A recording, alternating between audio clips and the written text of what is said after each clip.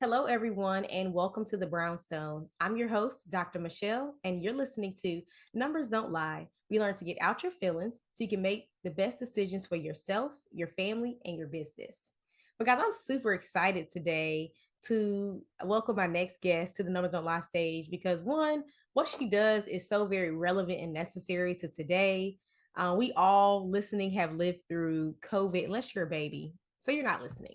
But all of us that are listening, we've all lived through COVID. We've lived through some interesting times over this last century. And so, what she does, I'm sure you guys wish you have known her in 2019 to prepare for a 2020 because, y'all, she teaches Black women how to grow their own food. Yes, she does. Even if you got a little piece of land in the back of your house, she could teach you how to grow your own food. So this is her mission. I'm super excited to introduce her, but we didn't even meet in that way. Like, yeah, I'm interested in that kind of stuff, but we actually met because we were both interested in real estate. Right, right. Like you'd be surprised the connections you'll make just doing the things that you're interested in doing. So this is another reminder to you to talk about what you do in your different networks and circles because you never know, there may be some synergy there. So we met there, we became friends, and now we actually work together a little more. So I'm so excited to talk about what she has going on and how she's using data to tell her story to reach out to more people that want to grow their own food, as well as those that can help fund her mission. So, without further ado, please welcome to the Numbers Don't Lie stage, Benita Clemens. Hi, Michele. Hey, Benita. Look at her, just so full of life. One of my favorite people. Oh, Now, Michele, you said something in the introduction. You said people be in their feelings. I always be in my feelings. that's why they use the data. I They know, girl. that right on out. You like, listen, let me see, You know what? Let me back up off my feelings because this is what the data says. You know what I I'm love saying? you, girl. I needed you in my life so long time ago. But okay, you in it now. Right, we're gonna get to that. We're gonna get to that. Before we do, tell the people who you are, like how you came to this cool mission that you have. Girl, I'm gonna give you the short version. Okay, okay. Oh, my name is Benita Diane Clemens, born in a little bitty town called Iva, which is actually in Anderson County. And even to this day, they might have 2,000 people. And I'm actually thinking about moving back there because it's just, I don't know, that many people I love. I am, I said, when I introduce myself, the first thing I say is, I am a person who cares about the health of others. Care about my health first. I make that number one, but also I care about the health of others. And being that type of person, it allows me to really live out what God has called me to do, and it is to teach and train. And I live by a philosophy called Spice Nutrition. So I'm a Spice Nutrition girl, and Spice stands for spiritual, physical, intellectual, cultural, emotional, economics, and environmental. When those things are in order, and then the vital piece, the nutrition, then I am healthy. So, girl, again, I'm a person who cares about my health and the health of others, and I do my best to teach the world about that. I love that.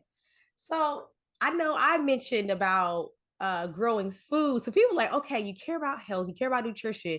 I'm interested in this food. So could you but I think it goes, I think by the time people are here at the end of this episode, they understand how it all goes together. And maybe some people have Oh, already yes. made the connection about growing your own food and how healthy that is and how healthy it is to our bodies. But could you tell us, how did the pharmacist come about? And, tell us more about that and how it's evolved over the years. Okay. First of all, I'm sitting here like I should have had my tomatoes that I harvested this morning and my cucumbers that I harvested right before. Remember, I called you earlier. I'm gonna be in the garden. You was like, get to the computer. I said, okay. Listen, well, I'll cut in some pictures. So you just send me some of those pictures, and I'll cut them in while you're Okay, we telling put what some you do. what I harvested today. That's what I'm gonna give you some pictures of, okay? Okay. So the reason that food is so important and is a part of the health, the number one thing the body needs, everybody's body needs vitamin D. Everybody body needs to be outside. Everybody's body needs to be grounded. Everybody's body hands need to be in the soil. It is such a great connector. Nature heals. So getting people back outside, getting them back in nature, along with growing food that has no pesticides, no chemicals that's going to kill the ants and the bugs and everything else. And you know, if it does that to the insects, what it's going to be doing to your body. So that's why it's so important. And so pharmacists, I was needing to see more women in the field of agriculture. I started hanging out with some farmers, and it was all men. I was like, where the women at? And I didn't see them. So Clemson University put out this call for to have an incubator farm. They was going to choose 9 people. And I wrote them a letter. I said, can I come as a group? They said yes. And that's how I was born. I put a 2016, I put a flyer on Facebook. I'm looking for women who are interested in growing. I'm looking for photographers, dancers, drummers, because I see it all as one. Because my mentor told me the plants want to dance, the plants need food, you know. So I'm like, we're going to be out here dancing and having a good time and making it a sisterhood. And it has evolved to that. And our mission is to get 10,000 sisters to grow food. And we have 3 main goals. The first goal, again, this is all tying into health, is to learn how important it is to work collectively. Mm-hmm. When you work as a collective, you reduce health, you have community, you have people that can help you in doing things together. Again, it helps the health of everybody. That's our first goal. Our second is to get back to nature. So what more fun can you have in the garden? So when we come together, let's say 20 to 30 of us, we don't even realize that we out there working. Right. Because we're having so much fun, getting to know each other, sharing stories. It's really a counseling session too. But again, we're getting back to nature, having a good time, touching the soil. And our third thing is I teach them about the economic power of agriculture. For instance, before COVID hit, I had a hibiscus ginger tea that was on the market. What? I sold it at Garner's. It was in health food stores, different African stores around town, and had already started talking to Whole Foods. So I call hibiscus my spiritual plant, but yeah, it was on the market. So you can take a product and do what they call add value and put it on the market. Now you got to do some more things, but essentially that's what it is. You can take tomatoes, make some salsa, do what you need to do, put a label on it, and it's a value-added product. And agriculture in a lot of states, definitely South Carolina is the #1 industry. Billions, I think it's like right now, probably 49 billion. Wow. And we just want a little piece of that billion. So I teach them about the little pieces of that billion that we are not only entitled to, that we should go after. I love that. And I love that because I do feel like the United States, even though we live in South Carolina, which is a heavy agriculture state, the United States as a whole is a heavy importer. So I'm like, if we tick everybody off, what are we going to do about our food sources? And I don't think a lot of people think about that when we think, because we're always so used to just United States is our world. And we forget that we live in an international world. So it's like, you know, when things are happening around the world and people cut their supply out, they don't want to do business with us anymore. Y'all folks gonna start coming from the lab more and more. And I'll be like, Bonita, what you had said about how to grow this? Well, you know, Michelle, I say every cloud has a silver lining. COVID was a cloud. Yeah. But one of the things we learned about COVID in that cloud, and people saw how weak our food system is. Yeah. Now, I remember going to the store. I'm not going to call its name because I don't like that store very much, but I was out of town. And this store had no fresh food. I was like, wow. So when everybody slowed down in COVID, my life speeded up. I missed that whole sitting in the house I missed all of that. That was the time when our team fed over 10,000 people. Wow. The government said, look, we got to do something. They really galvanized, got this food from these farmers, and we fed ourselves. I mean, we were under the test. It was a test to see if we could do this. I have always been saying, Michele, at least 10, 15 years now, if everybody in South Carolina just band together and grew something, we could feed ourselves, because we can grow 12 months out the year in South Carolina. Right. But what do? We import more than we grow. But I'm seeing that tide change. I mean, I'm seeing it turn around. Again, when we saw how weak our food systems, our supply is, couldn't get ships in, and our food is out there. But I'm going to be honest with you, not once was I afraid or scared for me and my family. We not only grow food, we save seeds. So I knew it was going to be all right. But yeah, this food system, we have to strengthen it. And one of the ways to do that is for people to learn how to grow. Yeah. Did you know that data-driven organizations were 19 times more profitable? 19. You heard me right. Perhaps you're asking, what is data-driven and how do I become one of those organizations? I'm so glad you asked. I want you to go take a quiz. It's a simple, quick quiz to help you assess if you are in fact one of those organizations. Head over to mogulbeginnings.com/data into dollars quiz now. That's mogulbeginnings.com. You can just go to mogulbeginnings.com and it'll show you the data into dollars quiz. Take it now. You'll see if you're on your way to 19xing your profitability. You're listening to Numbers Don't Lie on KCCR Cityscape. We hope you're enjoying the tunes and all the jams. Make sure you visit our website over at brownstoneworldwide.com to learn about all things Brownstone. You can check out Brownstone Living Magazine and all the great things that we have on the website, as well as the shop. You just got to head over to the website, brownstoneworldwide.com. Keeping it locked to KCCR Radio, my station, the Brownstone Center. And don't forget, no matter where you go, there we are. There's a stigma in our minds, particularly Black folk. They associated with hard work.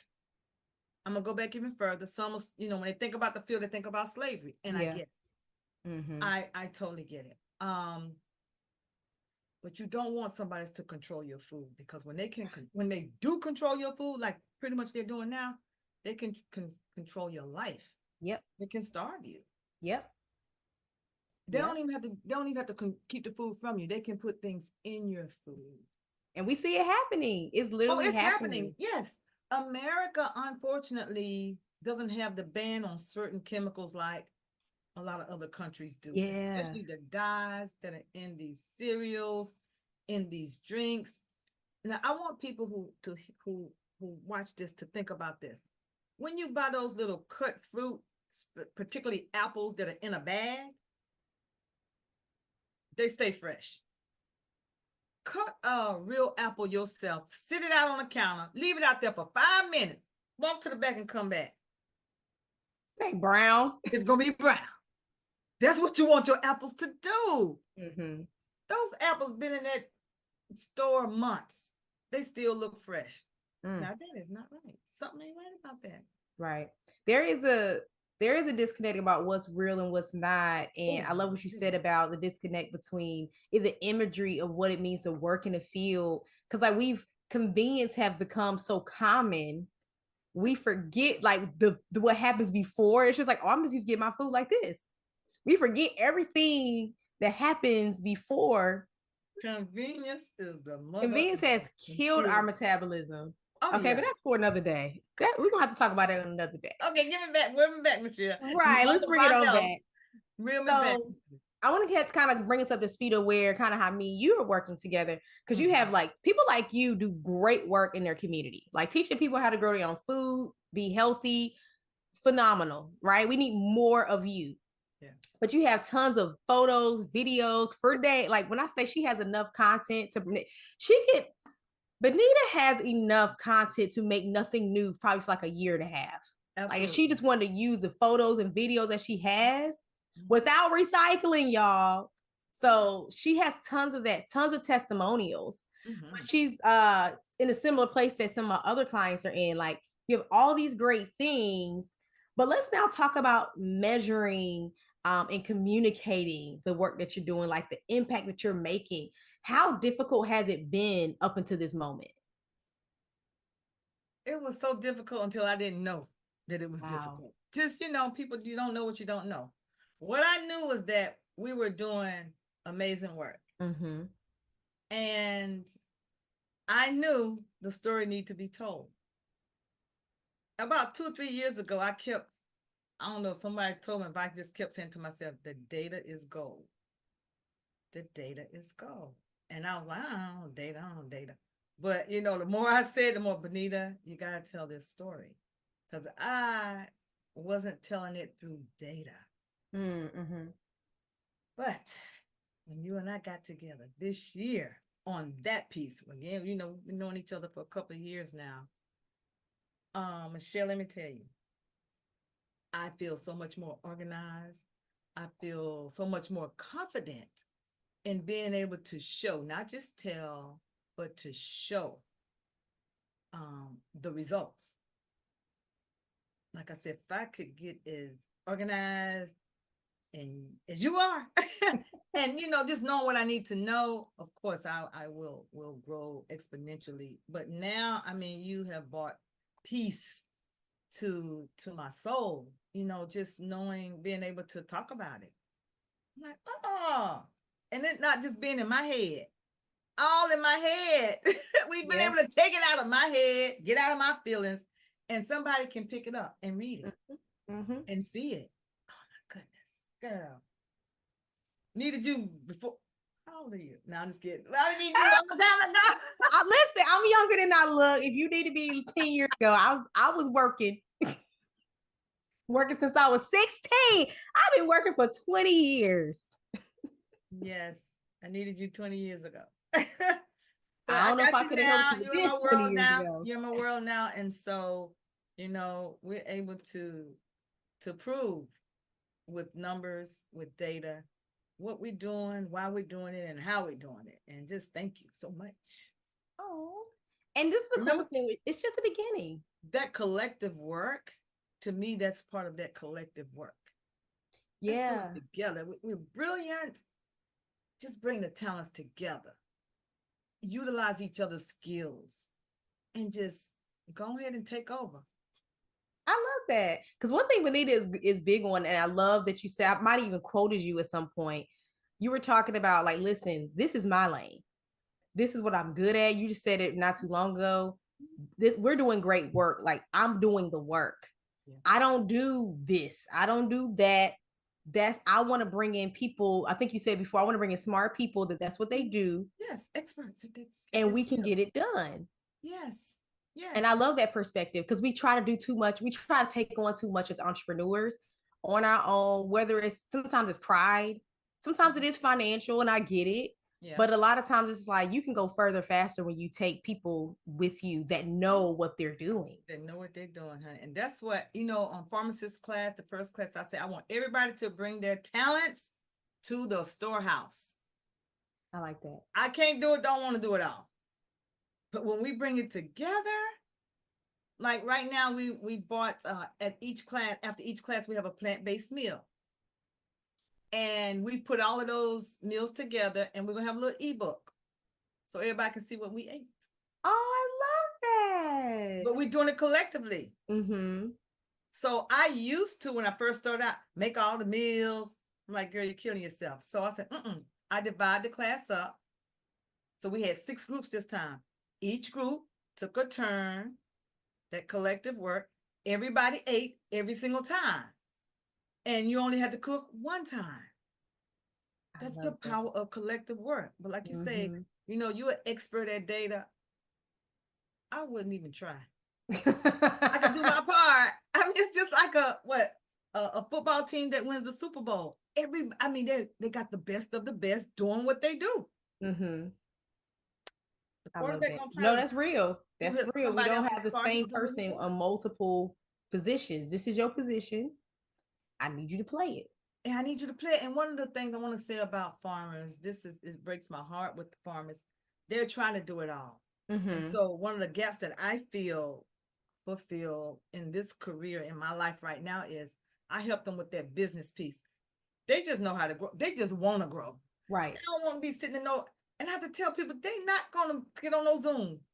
They don't want to do that. They're not doing it. So I get on the Zoom for them. And keeping all these records, I tell them you have to have a team. Yeah. A farmer needs a person that's good at marketing. Mm-hmm. They need a salesperson. They need somebody that's gonna keep those books. They just need to focus on the craft, right, of growing. But unfortunately, they have to do it all, and it's just tough. Yeah, and I think even though you were talking about farmers, that's most people that are in business for themselves. Yes. Like whether you're selling food or some type of other product, a digital product or a service, like trying to do it all is a heavy burden to carry. And we're just not gifted at everything. We're just not, no matter. And then even for me, like I'm good at a lot of things, but I know what my strengths are. I just hired a graphic designer for something last week.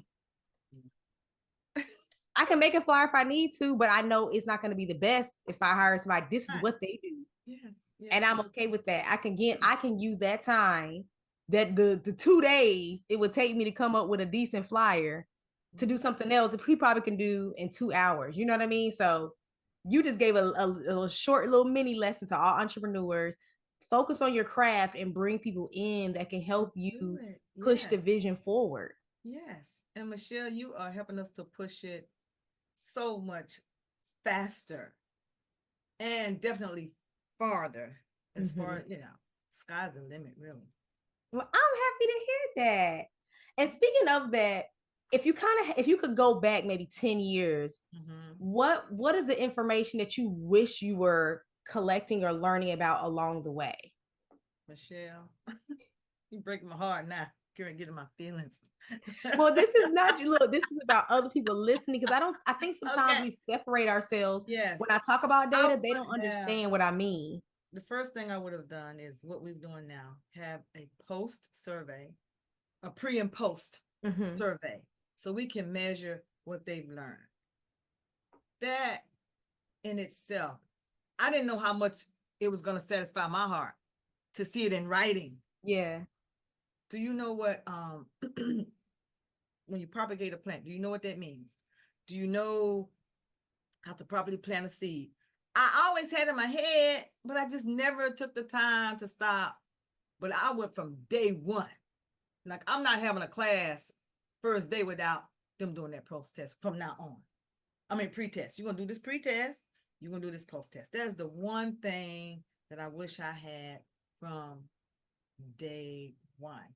And it also would have allowed me to keep track of how many lives that I've touched one-on-one or in person. I love that. I got a roundabout number. Yeah. But now I'm in the that's good right lane. But that's good, because I think a lot of time we do get caught up in the work, and I know you're like, oh, I don't want to think about it. I know, but like, some people don't know what they don't know. Yeah. And even what you just said, like, I wish I knew the number of lives I've touched, because we could always estimate, like, oh, it was about, and then if we're not even writing it down, you knew at that moment that you had about 50 people in your class, about 30 people here, 25 people there, 40 people. But then this is 2 years, 5 years later. Do you remember that anymore? I don't even remember what happened on the weekend. Girl, me either. I don't remember what I ate yesterday. You know what I'm saying? I know it was fresh. I know it was organic, but I probably didn't eat enough. I know I didn't eat enough yesterday. But those are things that I don't think we think about, and being able to document it, because that's really what I'm helping you do and other entrepreneurs do. It's really just documenting what you're naturally doing, but helping you go easy get back to it so you can really tell that story. Otherwise, saying, oh, we had about, I think it was, you're like, how many was it? Was it in or out? See, now I did do some documenting, but I didn't do, all documentation and create the same. Oh, I got pictures to document. Right. But I need more than the photos. The photos, along with the numbers and the surveys and the story, just makes it, again, a more robust story to tell. Like, I got some pictures for you now. Over 40,000. I told you. I got some pictures for you right here in this little phone. That minute in the phone. So I got that, but we're gonna tell the story. We're gonna have the words with the pictures I to tell love the that. story. Pew, pew, pew, pew. Cause that's what I be preaching. And the fact that you say it, one, you get it, but other entrepreneurs, it resonates because they're you. Like, man. So pew, pew. Okay. So I kind of wanted to, before we wrap up, I kind of wanted to end on a feel good story about what it is that you do. So could you talk to us about maybe something memorable about the work that you do? I want to give you two. Okay. One, my last class, 30 women, I kept it at 30. We always have an orientation. And in orientation, one sister stood up and said, she said, I don't like being around a lot of people. Mm. And I have almost run out of here 4 times. I cannot believe that you all are sharing and caring for each other, and we don't even know each other. She said, so I don't know. I don't know if I'm going to be a part of this group. But now she's already paid her money. But she told me that she'd already decided money wasn't important, donation. She said, but I don't know if I'm going to stay in this class. So while she's talking, right, I said, it's going to be my number 1 student. Girl, when I say all in, she ain't missed nothing. Yes. She was all in. Amazing. She says she's done some things that her family has been trying to get her to do for years. Wow. For instance, I tell them in the beginning, if you don't like taking pictures, too bad, because I'm taking my pictures. She said she didn't have pictures of a lot of photos of the family throughout the years because she will not take pictures. Wow. They are so excited and happy. It has literally changed the way she sees a lot of things in life. And again, we're growing food, having fun, working collectively, learn about money, but it's also changing lives. Again, honey, number 1 student. Didn't miss nothing. So where do you see pharmacists going? Like, you have any goals or excitement that you want to share? I don't know if anything is, hush. I bet I got the data later with me. Our goal is to have documented numbers, 10,000 minimum. 10,000 saying that they're growing in their yard. And we create a new food system. Michele, we're already doing it. Yeah. We got one sister growing blueberries.